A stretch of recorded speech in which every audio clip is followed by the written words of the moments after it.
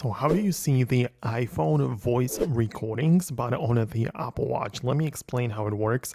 If you are new here on this channel, most definitely subscribe so you never miss anything important.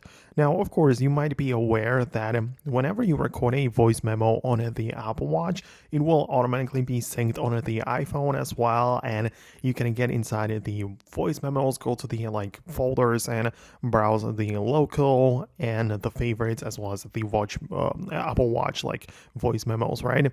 But the other way around, it doesn't exactly work the same way. You cannot really sync the iPhone voice recordings to the Apple Watch. There are some workarounds, however, which you can utilize. The best one by far is to share the voice recording to yourself over iMessage.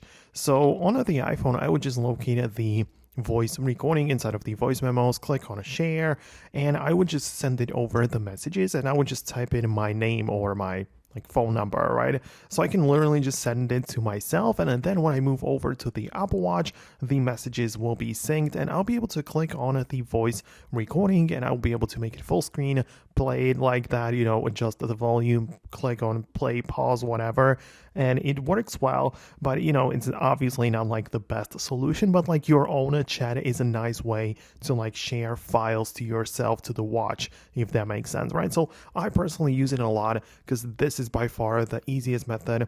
It only uses the built-in apps and solutions, so it works well if you ask me. Let me know what you think below. Hit the thumbs up and subscribe for the next tutorials and videos like this one, and I'll see you later.